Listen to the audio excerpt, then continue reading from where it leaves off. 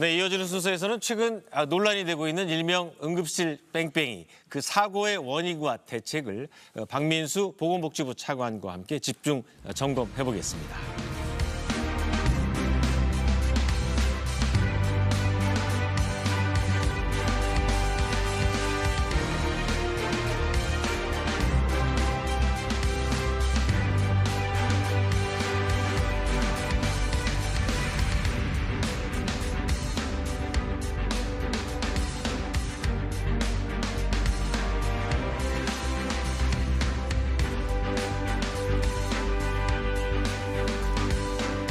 네, 보건복지부 이제 박민수 차관 이 자리에 함께 하셨습니다.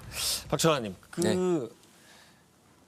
얼마 전에도 대구에서 이런 유사한 일이 있었고요. 응급차를 타고 가다가 빨리 병원 가서 치료를 받아야 되는데 또 좀 전에는 지금 용인에서 지금 대구와 용인은 이제 수도권이고 대구도 대도시 아닙니까? 네. 그 의료 인프라가 잘 갖춰져 있는 곳에서 이런 일이 일어났기 때문에 국민들이 더 충격을 받았는데 그 원인이 뭐라고 보세요? 예, 먼저 그 유사한 사고가 좀 반복적으로 일어나고 있어서 좀 안타깝게 생각하고 보건정책을 담당하는 차관으로서 매우 좀 국민께 송구하다는 말씀을 좀 먼저 드리겠습니다. 이런 사건이 발생하는 원인을 좀 몇 가지 추려보면 수술이 가능한 의사가 현장에 좀 부족하다. 이거 이제 가장 근본적인 원인이 되겠고요. 그다음에 이제 응급실이 꼭 필요로 하는 중환자보다는 경증 환자로 좀 붐비고 있다. 이렇게 두 가지로 좀 요약해서 말씀을 드릴 수가 있겠습니다.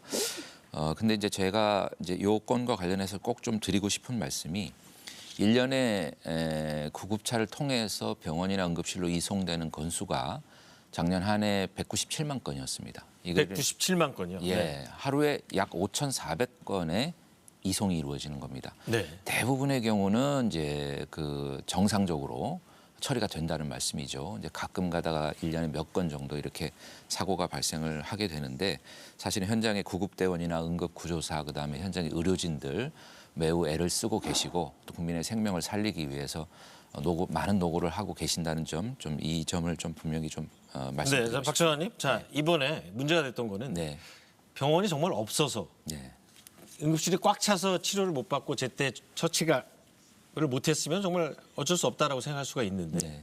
지금 나중에 밝혀진 걸 보면은 충분히 갈 수 있는 거리에 빈 병상 그리고 의료진이 있었다. 근데 그걸 몰라서 못 갔다는 문제거든요. 네.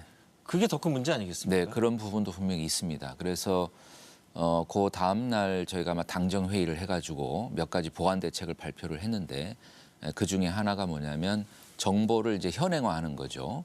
현장의 정보를 바로 현행화해서 구급차가 정확한 정보를 가지고 이송을 시작을 할 수 있도록 그렇게 하겠다는 것이고 현장에 이제 병상이나 의사가 좀 전에 있다가 바로 또 환자가 들어와서 수시로 이 상황이 바뀌거든요. 그렇죠. 네. 그 바뀌는 상황을 실시간으로 정보를 입력을 할 수 있도록 저희가 그 정보를 입력하는 전담 인력을 권역응급센터에는 다 배치를 하겠다라고 하는 그런 내용을 발표를 한 바가 있습니다. 그래서 전체적으로 그 정보의 적시성 이런 것들을 높여서 정확하게 이송이 될 수 있도록 그렇게 보완을 해 나가도록 하겠습니다. 자, 그러면 현실적으로 네. 제 주변에 갑자기 응급 환자가 발생했어요. 네. 그럼 보통 우리 국민들이 119에 전화를 걸지 않습니까? 네. 그럼 119에 전화를 걸면 119 구급차가 와서 어디로 이송을 해야 되잖아요. 네. 어디에 병실이 비어 있는지 그 119 구급대원이 어떻게 합니까? 그게 이제 상황판을 이제 공유를 하고 있는데 좀 전에 말씀드린 것처럼 그 상황판에 나와 있는 정보가 그 상황판은 119에 설치된 상황판입니다. 그렇습니다. 예. 네. 이제 각 현장에 있는 응급실의 상황을 입력을 하면은 그 상황판에 다 이제 보여지도록 그렇게 하고 있는데 그 상황판의 정보가 이제 현행화가 잘 안 되는 경우들이 그때 업데이트가 안 된다는 말씀이시죠? 안 되다 보니까 이제 전화로 확인을 하고 그러다 보니까 이제 없다 그러면 또 계속 전화를 하는 이제 이런 일들이 좀 반복되고 있는데 개정이 돼야 될 것 같습니다. 예. 그러면 이제 응급실에 있는 환자는 뭐 갔다 왔다 하니까 그 침상이 비어 있고 의료진이 있을 경우에 네네. 여기에 여유가 있다라는 거를 그때 올려야지만 그게 네. 꼭 필요한 사람한테 중요한 정보가 되잖아요. 그렇습니다. 그걸 보장할 수 있나요? 의료기관에서 그때 업데이트 한다는 거를? 일단 병상과 의료진이 있다는 기본 정보는 이제 현행화를 할 수가 있겠고요. 다만 이제 환자의 상태에 따라서 사실은 제일 중요한 거는 이제 배후 진료입니다. 그러니까 배후 진료요? 예, 그러니까 이제 응급실에서는 처리가 할 수 없고 이제 외과 의사 선생님이 와가지고 수술을 해야 되는 경우들이 있는데 네. 그 경우는 이제 환자의 상태에 따라서 어떤 전공의 의사 선생님이 오셔야 되는지를 이제 구체적으로 살펴야 됩니다. 그거는 현황판이나 전화로는 확인이 불가하고 일단은 응급실에 가서 환자 상태를 확인해야만 네. 정확하게 어떤 의사가 필요한지를 이제 판단을 할 수가 있게 됩니다. 네. 이제 그런 의사를 확보하는 이 부분의 이제 문제도 해결을 해야 되는데 우선은 이제 뭐 이 의사 인력이 부족하다 그래가지고 그 늘리려면 시간이 많이 걸리기 때문에 저희가 이제 바로 좀 해보려고 하는 거는 이번 용인 같은 경우도 사실은 멀리 찾아가기보다는 그 용인에 계신 선생님 중에 비번인 선생님을 좀 불러서 네. 치료를 했으면 어땠을까 하는 건 아쉬움이 있습니다. 그래서 비번 의사가 이제 그 응급 콜을 받아서 하는 경우에 추가적인 수당을 지급할 수 있는 그런 것도 이제 이번에 당정회의에서 발표를 했고 네. 저희가 조금 더 나아가서는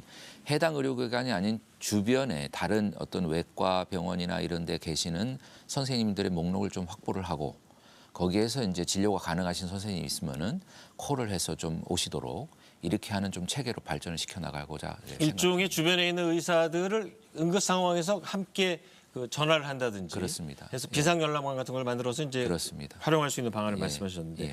지금 우리나라 응급실에 예. 말씀하신 경증 환자 예. 그렇게 응급 환자가 아니고 시급하지 않은 사람들이 오는 비율이 얼마나 됩니까? 전체적으로는 한 절반이라고 보시면 되고요. 절반은 그럼 응급 환자가 아닌데 응급실을 경증 차지하고 있는 환자이죠. 거예요? 그러니까 분명히 아프신 건 맞고요. 네. 다만 이제 중증이 아니다 이제 그런 것이고요. 근데 뭐 경증 환자도 사실은 치료를 받으셔야 됩니다. 그래서 응급실 가지 말라고 말씀드리는 건 아니고 지금 이제 수술이 필요한 환자는 우리가 권역 응급센터라고 하는 큰 병원에는 사실은 그런 경증 환자가 가시면 안 되는데 네. 큰 병원에도 한 40%가 경증 환자세요. 그러면 그 경증 환자들이 있어서 네. 정말로 응급하게 큰 수술을 받아야 되는 분들이 그런 이제 코를 기회를 박탈당하는 경우가 그렇죠. 있잖아요. 이제 콜을 했을 때 지금 이제 의료진들이 다 경증 환자까지 포함을 해서 저 진료를 보고 계신 거죠. 그러니까 꽉 찼다. 여기는 꽉 찼으니까 지금 받을 수가 없다. 이렇게 이제 응답을 받고 못 들어가는 경우가 생기는 거죠. 약간의 사실은 큰 권역 응급센터 같은 경우에는 의료진도 그렇고 병상도 그렇고 여유가 있어야 됩니다.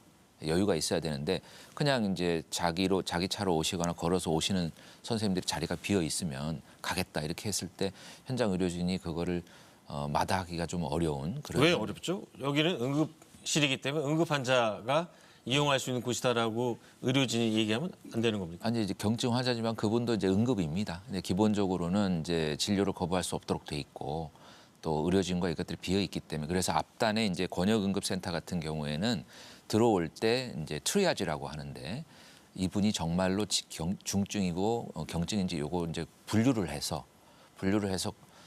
권역센터 같은 경우는 사실은 중증 환자 위주로 네. 응급 환자 진료가 이루어져야 됩니다. 예. 그 역할을 하는 게 트리아제라고요. 예, 트리아제 환자 분류라고 합니다. 그분은 의사입니까? 네, 어떤? 응급의학과 이제 선생님들이 그 트리아지를 하게 되죠. 예. 네. 그 사실 뭐 말은 이렇게 하지만 네. 제가 만약에 아프다고 생각하면 예.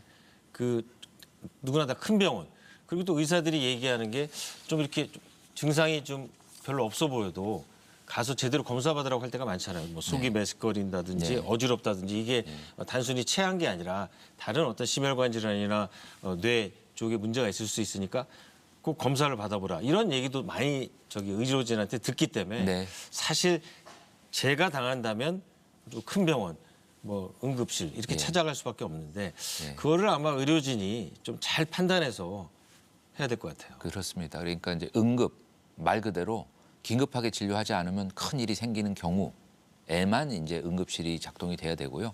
우리가 말하는 경증이라고 하는 것들은 조금 시간을 두고 해도 되는 그런 것들은 그래서 사실은 큰 병원을 이제 떠올리게 되는데 사실은 네. 저희가 그 응급의료 정보 제공이라는 앱이 있고요. 그다음에 그 또 포털이 있습니다. 거기 들어가 보시면 내 주변에 응급의료 서비스를 제공하는 기관들 정보가 다 뜹니다. 그래서 사실 본인들이 생각하기에 내가 걸어서 갈 수 있을 정도다 그러면 큰 병원보다는 지역의 의료기관 또는 지역 응급센터 이런 데를 좀 찾아가시는 것이 맞겠고 큰 병원은 알겠습니다. 예, 진짜로 중증 응급한 분들을 위하여 네. 조금 비워주시는 것이 예, 맞겠습니다. 알겠습니다. 네. 네, 그 또 다른 의료계 문제를 한번 보면 네. 그 지난주에 우리 국민들이 상당히 충격을 받은 기사가 있습니다. 네. 연봉 10억 원. 예. 이거는 뭐 일반인들이 생각할 때는 상당히 그 엄청난 액수인데 아니 연봉 10억 원을 줘도 의사를 못 구한다는 게 이게 과연 사실인지 이게 청주에서 일어난 일인데 심혈관계 질환 의사를 연봉 10억 원을 제시했다는데 이게 어떻게 된 겁니까? 글쎄 그런 유사한 기사들이 최근에 좀 많이 떴습니다. 정말로 이제 특히 이제 지역의 의사를 구하기가 상당히 좀 어렵다는 이야기를 많이 듣고 있고요. 청주면요. 예. 그 충북의 그 큰 도시죠. 가장 제일 큰 도시예요. 맞습니다. 예. 그리고 서울이랑도 그렇게 예. 멀지 않습니다. 그렇습니다. 네. 예. 그래서 거기 그런 기사 저도 이제 좀 충격적으로 봤는데 한번 조사해 보셨어요? 아, 예. 그러니까 그런 얘기는 굉장히 많이 듣고 있습니다. 그러니까 사실 청주보다도 더 작은 도시에도 의사를 구하지 못해서 연봉을 많이 줘도 구하지 못한다는 이야기들을 많이 듣고 있습니다. 예. 왜 못 구했다고 그럽니까? 이 병원은? 글쎄 이제 그 구체 이제 청주 사례나 뭐 제가 들은 얘기는 또 안동이나 몇 가지 이제 지역의 사례들이 있는데 뭐 구체적인 그 이유들이 좀 있겠죠. 근데 근본적으로는 전반적으로 이제 의료가 세분화되면서 세부 전문화가 됐는데 옛날 그러면 내과 그러면 내과고 외과면 외과인데 지금은 내과도 뭐 한 8개, 12개 이렇게 과목이 세부 과목이 돼 있고요. 네. 예, 그래서 그 세부 전공이 아니면 또 다른 분야를 좀 하기가 좀 어렵게 이렇게 좀 세밀화가 돼 있습니다. 그러다 보니까 그 딱 그 전공에 맞는 저 전문의를 구하기가 상당히 좀 어려운 면이 있고 그러다 보니까 임금도 좀 많이 올라간 것 같은데 전반적으로 의료 인력이 우리나라 이제 의료 수요의 어떤 증가에 비해서는 공급이 따라가주지 못하는 것이 근본 원인이 아닌가 이렇게 생각하고 있습니다. 네. 그 지난주에 사회부장 전략회의가 있었죠. 네. 거기에 대통령이 참석해서 국가가 뭐냐? 국민을 보호하는 거다. 그렇습니다. 청주에 계신 분들이 이 기사를 봤을 때, 야 우리나라 국가 시스템, 의료 시스템이 과연 제대로 작동하느냐라고 의구심을 가질 수밖에 없어요. 네. 그러면 대안이 뭡니까? 아, 뭐 대책이 있어야 되지 않겠습니까? 예, 저희가 금년 1월에 이제 그게 바로 이제 필수 의료 문제인데요. 필수 의료. 우리나라 의료 체계가 사실은 접근성이나 비용, 그다음에 의료의 질 이런 이제 의료 체계를 평가하는 3가지 기준으로 봤을 때 짧은 기간 동안에 상당한 성과를 낸 건 사실입니다. 네. 그런데 필수 의료 분야 지금 말씀하시는 이제 사람의 생명을 살리는 그렇습니다. 예, 그러니까 심내혈관 질환이라든지 시간을 긴급하게 요하는 이런 분야 그리고 소아나 분만처럼 또 인구가 줄어드는 분야 이런 분야에는 좀 공급이 좀 부족한 것이 사실이에요. 그래서 적절한 진료를 받지 못하는 경우들이 종종 생기기 때문에 이런 것들을 이제 해결하고자 하는 대책을 발표를 했고요.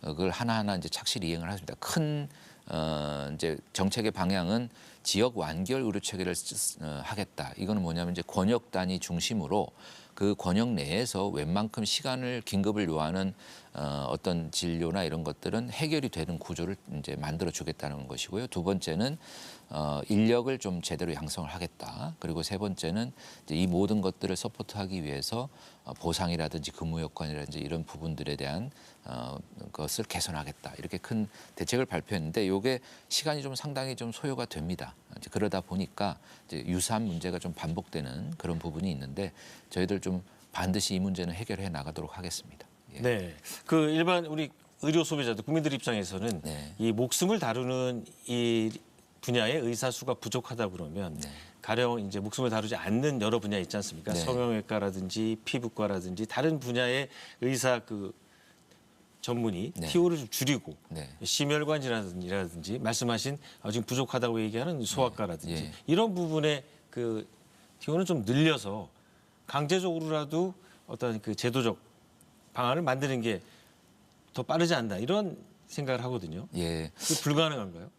그러니까 국가가 그것을 강제하기는 좀 어렵고요. 다만 저희가 이제 매년 그 전공의라고 하는데 이제 네. 전문의를 양성하기 위한 그 전공의를 그 TO를 열어서 이제 어플라이를 받을 때에 지금 말씀하시는 이제 이런 필수 의료 분야는 계속 정원을 채우지 못해 왔습니다. 이것이 네. 벌써 한 10년 이상 그런 문제가 지속이 돼 왔고 그러다 보니까 이제 오늘날 이렇게 문제들이 종종 터지는 이제 현상들이 발생을 하는데 인기과라고 하는 그런 피부과, 성형외과 이런 데는 100% 다 정원을 채우거든요. 네. 네, 이제 수입도 좋고 이쪽은 건강보험이 주로 적용되다 보니까 수입이 상대적으로 적고 피부과나 성형외과 이런 데는 건보가 적용이 안 되다 보니까 여기는 뭐 수입이 또 상대적으로 많고 그러니까 경제적 보상도 그쪽이 좋고 네. 근무 여건도 좋고 하니까 의사 선생님이 그쪽으로 지원을 많이 하고 계시고 기존의 소아과나 산부인과 같은 전공을 하신 선생님들 중에도 자기가 하던 업을 접고 다시 전과를 해가지고 뭐 이런 이제 인기 과목으로 전환을 하는 경우들이 생깁니다. 그러다 보니까 네. 전반적으로 수요에 비해서 미스매치가 생기는데 말씀드리는 것처럼 필수 의료 분야도 좀 좋은 근무 여건에서 근무로 할 수 있도록 저희가 전체적으로 수가 지불 제도나 이런 것도 개편을 지금 진행하고 있고요. 알겠습니다. 예, 네. 이 인력 양성에 대해서도 좀 더 강력한 좀 정책들 시행을 하고 있습니다. 예. 의료 드라마를 보면 네. 시청률이 상당히 잘 나옵니다. 그 숨막히는 수술실에서 의사들이 열심히 수술을 해서 그야말로 극적으로 막 사람 환자 생명을 살리면 시청자들 희열감 느끼는데 네. 드라마 얘기군요. 예. 이제 다음 이슈로 한번 넘어가 보겠습니다. 비대면 진료 네네. 이제 시작한 거죠. 예, 시작했습니다. 비대면 진료 시범 이것도 사업을 어떻게 보면은 새로운 혁신의 시작이라고 볼 수 있겠는데 예. 좀 더 이 시청자분들이 알기 쉽게 좀 설명을 해주시죠. 예, 사실 비대면 진료는 지난 코로나 3년 동안에 이미 한시 비대면 사업이라고 그래가지고 시행을 한 바가 있습니다. 이제 그때는 감염병 위기 상황이다 보니까 밖으로 나오지 마세요 하고 집에서 재택으로 진료를 받으실 수 있도록 그렇게 한 거고 이때는 초진이나 재진 제한이 없었고 그다음에 의료기관도 동네 의원이나 큰 병원 제한 없이 다 열어놨었습니다. 이제 그런 한시 비대면 사업이 지난 5월 31일자로 이제 종료를 하고요. 예, 그렇죠. 그러니까 이제 3년 동안 코로나 때문에 네네. 강제적으로 네. 이제 전화나 예. 이런 이제 직접 병원에 찾아가지 않고도 의사와 이제 그렇죠. 의료진의 진료를 받은 건데 네. 해보니까 어떻게 부작용이 많았나요? 아니면 장점이 더 많았나요? 해보니까 상당히 성과가 있었습니다. 그러니까 국민 수로는 한 1,470만 명이 이용을 하셨고 그다음에 건수로는 3,700만 건의 처방이 이루어졌고요. 근데 뭐 부작용이나 이런 것들 보고된 것은 거의 없었고요. 그다음에 그 이용하신 분들도 한 80% 이상 만족한다고 그렇게 하셨고 네. 전체적으로 성과는 상당히 좋았다 이렇게 이제 말씀을 드릴 수가 있는데 그렇다면 상당히 전면적으로 허용을 해도 되는 거 아닌가요? 예, 전면적으로 허용했는데 문제는 지금 이제 우리 현행의 의료법이 기본적으로는 의료기관 내에서 대면으로 진료하는 것을 전제로 하고 있습니다. 그러다 보니까 비대면으로 하는 것은 이제 불법 위법이 됩니다. 이제 지난번에 3년간 했던 것은 감염병법에 따라서 이 특수한 상황에서 그렇습니다. 가능했던 위기 상황에 하에 제한적으로 이렇게 열어준 것인데 이제 네. 그 위기가 끝나다 보니까 그 법의 근거가 사라졌고요. 이제는 그럼 의료법으로 돌아와야 되는데 의료법에는 그러한 근거 규정이 없다 보니까 그러면 이제 원칙적으로 하면은 저희가 사업을 종료를 하고 네. 다 대면으로 돌려야 되는데 이미 국민들께서 3년간 이용을 하셨는데 이거를 갑자기 하루아침에 문을 닫는 것은 좀 적절치 않다 이렇게 판단을 했고 또 의료의 접근성이나 이런 관점에서 필요하다고 보았기 때문에 저희들이 이제 그 시범 사업이라는 이름으로 그것을 다시 열었는데 시범 사업은 하다 보니까 이제 한계가 있습니다. 네. 시범 사업은 저희가 근거법이 보건의료 기본법인데요. 법률 자본을 받아 보니까 의료법의 어떤 기본 골격을 완전히 무시하는 그런 시범 사업은 불가하다. 네. 이렇게 됐기 때문에 결국은 저희가 현재 이제 의료법 개정안들이 몇 건이 나와 있습니다. 국회에. 그리고 논의가 지금 진행 중에 있는데 네. 6건의 법률안을 검토를 해서 그 법률안에서 공통적으로 제안하고 있는 내용들을 중심으로 저희가 이제 시범 사업을 설계를 했고 그래서 그런 정도의 제한적인 시범 사업은 법률적으로 합법하다. 이런 이제 평가를 받았기 알겠습니다. 때문에 그렇게 이제 진행을 그래서 했습니다. 나이 드신 분들이 이제 굳이 병원에 매번 가지 않아도 네. 이제 처음에 한번 의료진으로부터 천천히 진료를 받았다면 그 다음부터는 이제 비대면 전화나 이런 방식을 통해서 그렇습니다. 예. 이제 처방을 받거나 이런 게 예. 가능해질 수 있다는 말씀이시죠? 그렇습니다. 예. 네네. 자 그러면 이제 코로나 드디어 이제 공식적으로 끝났다고 네. 봐야겠죠. 네. 하지만 몇 가지 이제 국민들이 궁금해하는 점이 예, 있어서 예. 정확한 정보를 자 이제 예방 접종 예. 그리고 제가 코로나 걸렸을 때 어떻게 해야 되는 겁니까? 예방 접종은 계속 예방 맞아야 되나요? 접종은 그 예방 접종 사실은 그 접종 후에 한 6개월 정도 지나면 약효가 떨어지는 걸로 나와 있습니다. 그래서 사실은 6개월 정도 지나시면 다시 예방 접종을 하시는 게 좋고요. 특히 계속 무료입니까? 계속 무료입니다. 네. 정부가 이제 그 백신을 많이 구매를 해두었기 때문에 네. 무료로 하시고요. 그다음에 제가 이제, 걸렸어요. 그러면은 약을 지금까지는 이제 무료로 줬잖아요. 예. 그 치료제도 국가에서 이제 공짜로 줍니까? 예, 치료제도 여전히 무료로 처방을 받으실 수가 있습니다. 네, 그리고 그럼 예방 주사도 공짜고 예. 치료제도 공짜고. 예, 그리고 이제 격리는 의무가 이제 풀어졌는데요. 네. 권고상으로 바뀌었긴 했지만 그래도 이제 격리를 하게 되면은 내가 생업을 할 수가 없거나 이러면 생활비 부족한 부분이 있지 않습니까? 네, 그렇죠. 그런- 일용직 노동자라 이런 분들은 당장 수입이 끊기죠. 예, 그런 생활비 지원도 당분간은 그 위기 상황에서 정부가 지원했던 그 틀을 그대로 유지를 합니다. 그래서 네. 예방 접종 받는 거, 그다음에 처방 그 치료제 처방 받는 거, 그다음에 생활비 보조 받는 거 이런 것들은 그대로 진행이 된다. 네, 그래서 코로나 위기 상황은 끝났지만 네. 제가 저소득층의 경우에 그 지원을 받던 분이 네. 코로나 걸려서 밖으로 나가서 일을 하지 못할 경우에는 예. 계속해서 그 생계비 지원을 받을 수 있다는 그렇습니다. 말씀이시죠. 예. 네. 자, 그러면 지금 지난주까지만 해도 코로나가 걸리면 네. 회사 안 나가도 됐거든요. 학생은 학교에 안 나가도 됐고. 안 나가도 되는 게 아니라 나가시면 안 됐죠. 그렇죠. 예. 강제적으로 이제 그렇습니다. 격리인데 예. 지금은 이 권고라서 예. 이게 애매해요. 제 직장인 입장에서 예전에는 법으로 못 나갑니다. 제가 출근할 수 없습니다라고 이제 코로나 확진서만 보내면 그건 뭐 명쾌하게 회사에서도 법에 따라서 격리되는 거니까 출근하지 말아라 네. 그랬는데 지금은 권고기 때문에 네. 자칫 이 눈치가 보일 수 있는 상황이에요. 좀 그럴 수 있습니다. 네. 예. 근데 또 코로나라는 게 제 주변에서 보면 저도 한번 걸렸었고 네. 사람에 따라서 증상이 너무 다르거든요. 네. 쉽게 넘어가는 사람이 있는 반면에 굉장히 아픈 사람이 있어요. 그렇습니다. 이럴 경우에 네. 누가 나오지 마라 네. 결정할 수 있는 겁니까?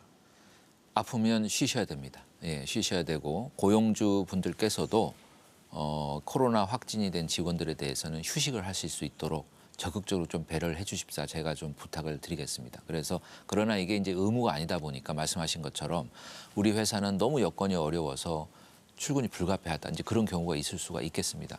사장님들은 보통 그렇게 생각하죠. 예.